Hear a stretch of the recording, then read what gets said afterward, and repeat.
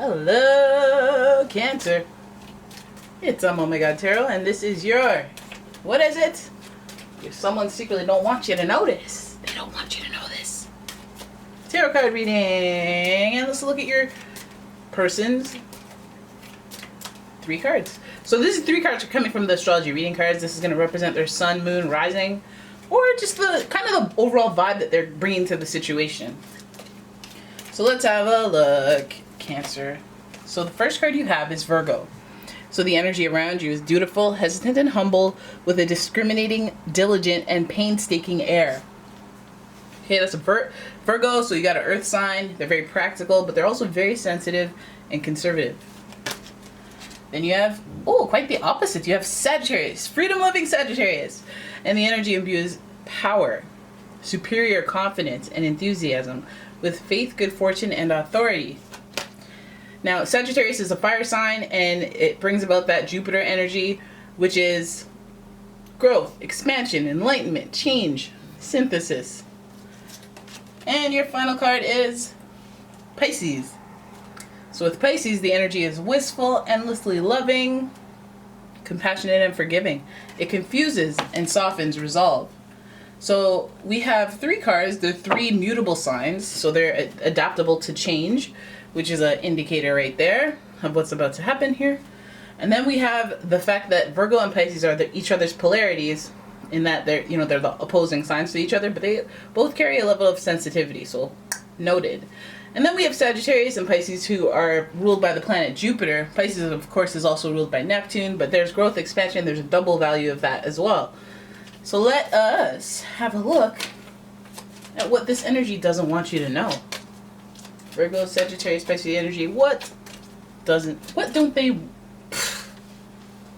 they secretly want you to know? What do they wish you knew? What do they secretly wish you knew? What is it? And that's how you shuffle. You shuffle with a little bit of an attitude, like, hey, Dad, tell me what's going on. Okay, and then here's your first card.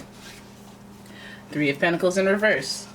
Okay, so we see the Pentacles, that's related to Virgo, as it is a earth-based kind of energy. And we see 3 of Pentacles as collaboration, but it's in reverse. So let's figure this out. Then we have the Fool.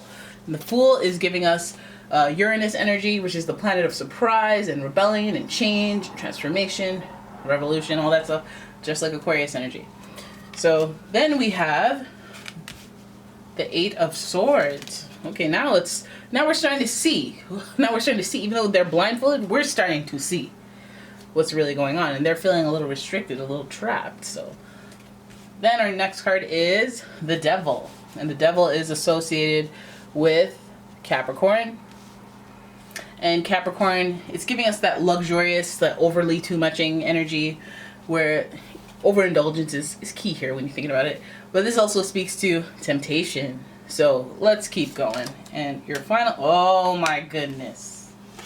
Oh my goodness. Brace for impact, guys. Brace for impact. Right? Because I feel like, look, bottom of the deck, King of Swords. Okay. You guys, some of you guys are like, ah, hell, let's see what's going on. Some of you guys are like, oh, nope, I already know. Clicking out. Right? But before you leave, give that video a like. Because, hey, you might not want to hear it, but you know. For those who this resonates with. Alright, so we're looking at the 3 of Pentacles, and I gave it a pause. I don't know if you guys noticed, but I gave it a little pause, because whenever I see the number 3, it starts to give us the third party situation. And everybody knows that 3 is a crowd.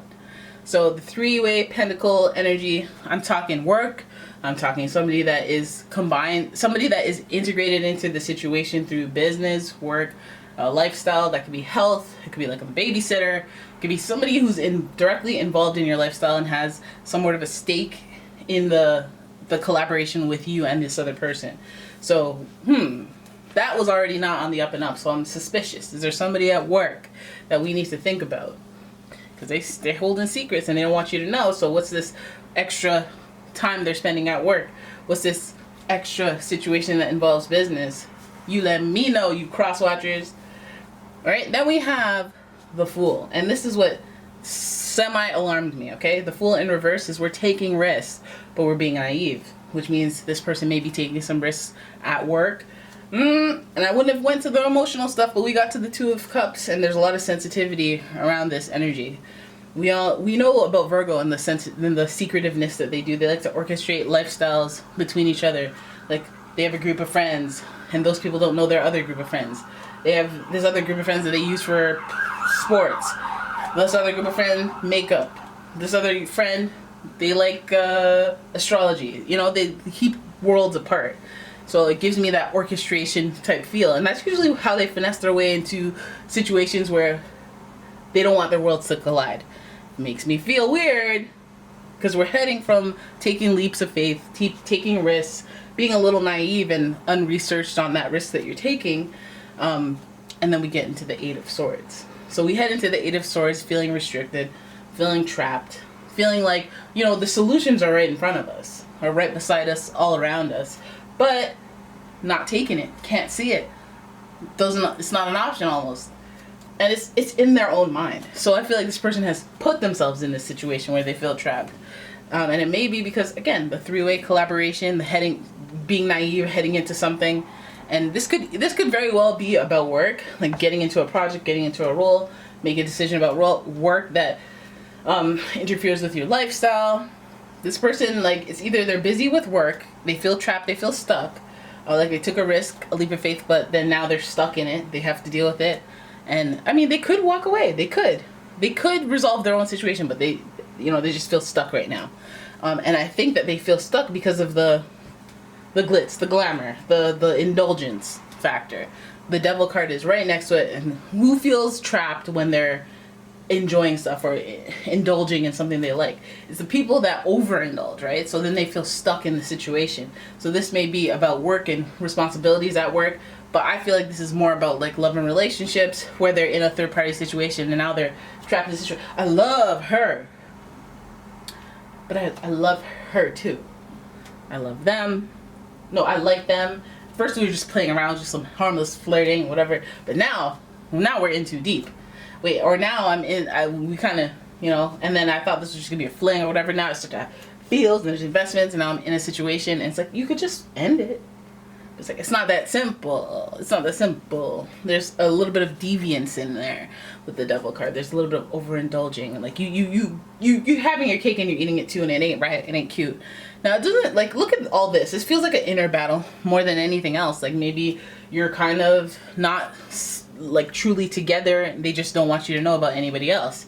And now they're getting in too deep with two people at once. Because I don't, or maybe they're already involved with somebody and then you came along and, they feel trapped and stuck. They don't want to tell you about this situation, but they don't want to tell their situation about you either. And they're like, ugh, they feel trapped, they feel stuck. And they've been caught out there overindulging, succumbing to temptation on some level. Overindulging, just taking too much on, more than they can chew, more than they can handle. This comes with karma, buddy. This comes with karma. So if you're trying to play people out here in the streets, if everybody involved doesn't know what is what, then you may be playing yourself, because we see the Two of Cups here, and there's a disconnect in one of the dynamics. Two of Cups, this speaks to a relationship breaking up, disconnecting, taking a step back, some type of upheaval in the connection. Something about the connection is not as pure and positive as it would seem upright. So if it's a cup of water, it's the water's falling out, right? Water is slipping through the fingers, and this person may have some regret if they keep playing them games.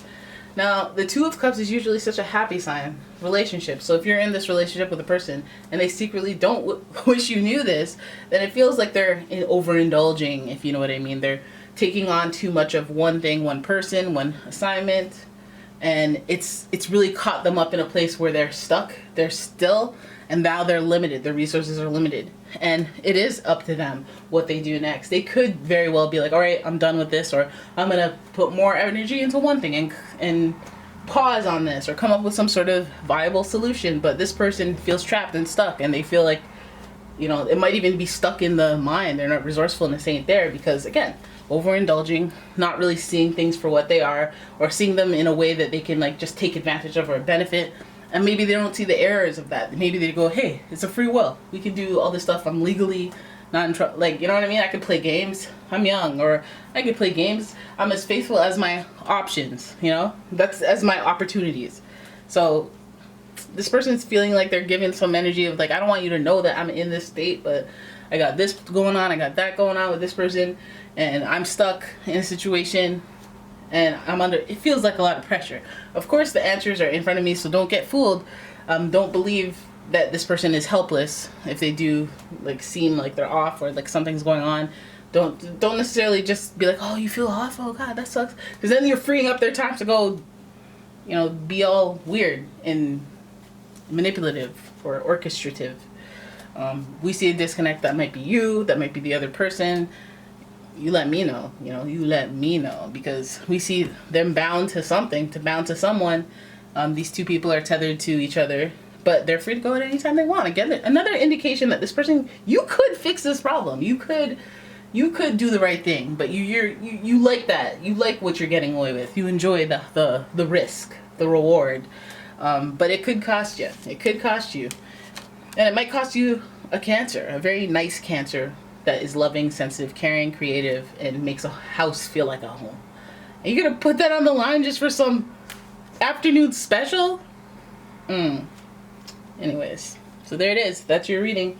I hope you guys enjoyed it. If you did, please give the video a thumbs up and subscribe to the channel. Leave a comment, share the video, and if you'd like a personal reading from me, look in the description. There's a link to my website. There's also a link to my Etsy shop where I sell all sorts of candles and spiritual products, bath bombs, stuff for the kids, you name it. Have a look. All right? So thank you so much for watching. I will see you in the next one. Goodbye.